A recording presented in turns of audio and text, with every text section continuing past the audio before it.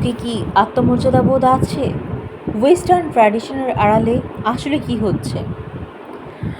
মোরগ যখন দেখে তার মুরগির উপর অন্য মোরগ আসছে, তখন সে আত্মমর্যাদা বোধের চেতনায় তাকে আঘাত করে আর তার মুরগিকে রক্ষা করে।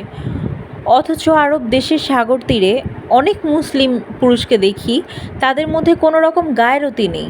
তাদের স্ত্রীদেরকে ভিনদেশিরা দেখছে, তাদের চেহারা দেখছে, তাদের শরীরের বিভিন্ন অঙ্গ প্রত্যঙ্গ দেখছে, এমনকি শরীরের পুরোটাও। ক্লাবে ও নাইট আউটে মুসলিম পুরুষরা ভিনদেশিদের দিকে তাদের স্ত্রীদের এগিয়ে দেয় তাদের সাথে নাচানাচি করার জন্য, আর তারা এটাকে খারাপ নজরে দেখছেও না। মুসলিম দেশের বিশ্ববিদ্যালয়গুলোতে দেখা যায় মুসলিম যুবকরা যুবতীদের সাথে বসে আছে, যুবতীরা তাদের চেহারা খুলে আছে, শরীরের বিভিন্ন জায়গা খুলে রয়েছে। এমন অবস্থা দেখিও তাদের মুসলিম মা বাবা বিব্রত হন না।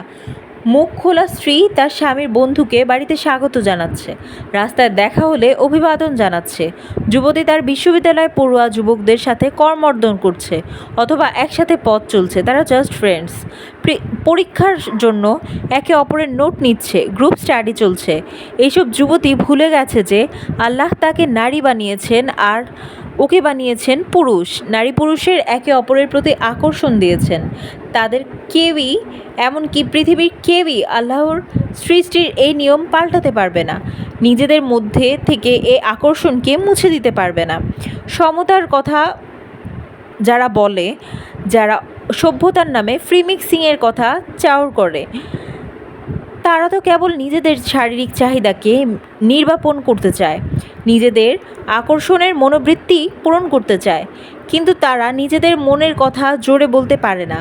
তাই তারা এমন কিছু পরিভাষার পোশাক পরিয়ে প্রস্তাব সাজিয়েছে যার পেছনে তাদের সে লিপ্সাই কাজ করছে। তাদের সেসব পরিভাষা হচ্ছে প্রগতি, সংস্কৃতি, ফ্যাশন, সভ্য জীবন, অভিনয়, ইউনিভার্সিটি লাইফ, শহুরে জীবন, স্পোর্টস স্পিরিটস, স্টার্স প্রভৃতি। তারা বলে ফ্রি মিক্সিং কামনা বাসনাকে কমিয়ে দেয়, চরিত্র ঠিক করে দেয়, মন থেকে যৌনলিপ্সা দূর করে দেয়, কিন্তু বাস্তবতা তার উল্টো। পশ্চিমাপন্থীরা নারীদের উপরে পশ্চিমাদের অনুসরণকে আবশ্যক করে দিতে চায়, আর এতে সমাজে বিশৃঙ্খলা তৈরি হবে, মূল্যবোধ বিলুপ্ত হবে, বিশেষ করে দিন থেকে বিমুখ হবে মানুষ। তাছাড়া ফিতরাতও বিকৃত হয়ে যাবে, সঠিক পথ থেকে দূরে সরে যাবে মানুষ।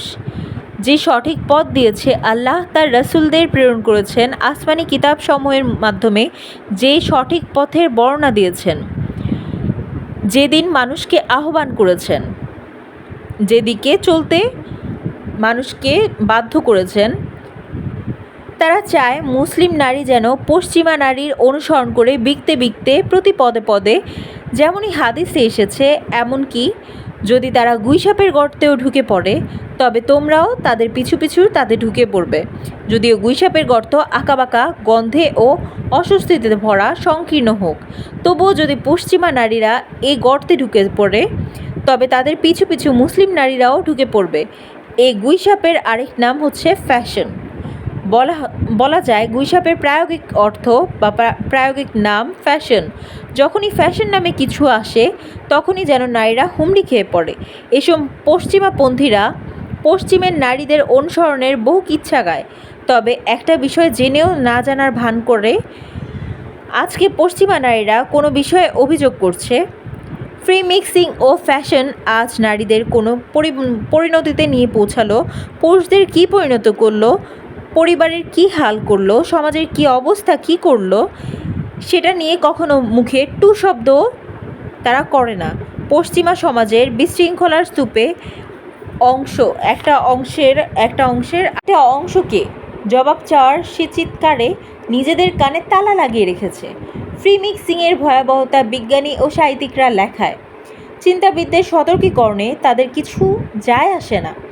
এই মানুষগুলো ভুলে যায় যে সব জাতির নিজস্ব ব্যক্তিত্ব আছে, রয়েছে মূল্যবোধ ও আনুগত্যের স্তর, আর একটা ধসে যাওয়া সমাজ থেকে শিক্ষা না নিয়ে আরেকটা সমাজকে সে ধ্বংসের দিকে ধাবিত করা কোনোভাবেই সঠিক নয়।